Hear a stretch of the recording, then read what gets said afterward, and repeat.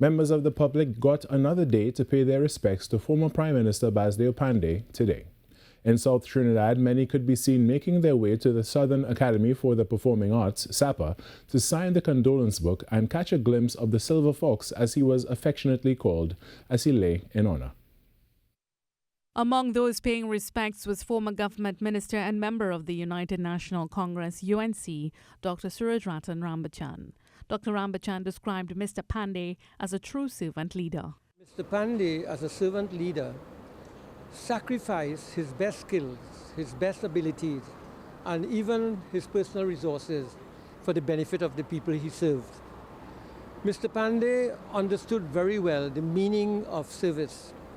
And as a leader, Mr. Panday had one quality that I will always continue to admire, and that is his equality of vision. Former Member of Parliament for Orapooch West, Vidya Gaideen Gopi Singh, said Mr. Panday's legacy will resonate with most of the population.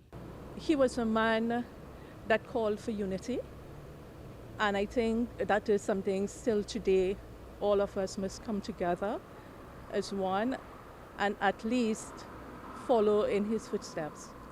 I think one thing that stood out with Mr. Panday was his joviality and level of spontaneity. Political leader of the Movement for Social Justice, MSJ, David Abdullah, described him as a political giant.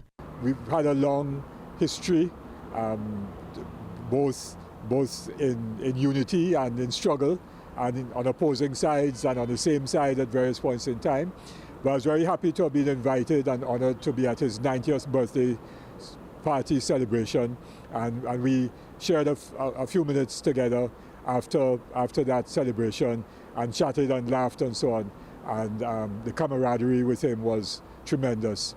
Members of the public shared why they found it necessary to pay their respects. Well, Mr. Basdeo Panday, he was a very strong leader of Trinidad and Tobago, a very respectable man, and I would like for the presence and after that they shall follow in his footsteps. It hurt me at times to see that, it's only when people dead you will hear a lot of good things.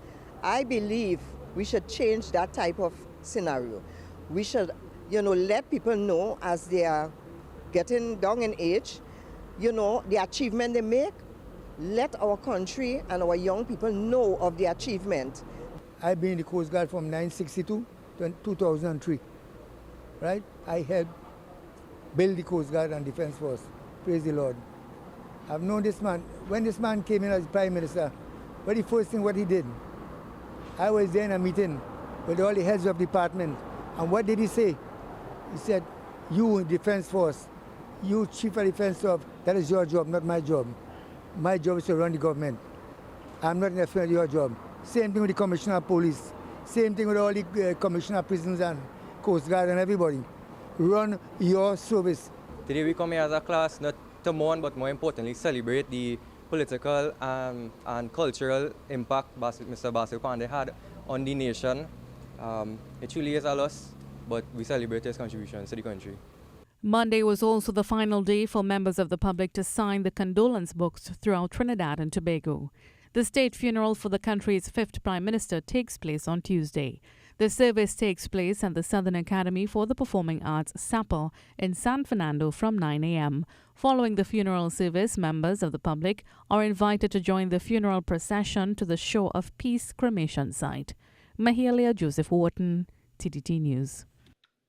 The Public Transport Service Corporation is advising the public of route changes due to the state funeral of 5th Prime Minister Basdeo Panday on Tuesday, January 9th. All buses proceeding along Lady Hills Avenue will utilize the Gulfview Link Road and the South Trunk Main Road and then continue along its normal route. This temporary route change for buses entering and exiting the San Fernando Depot will last until 2 p.m. The state funeral for former Prime Minister Basdeo Panday will be held at the Southern Academy for the Performing Arts from 9 a.m.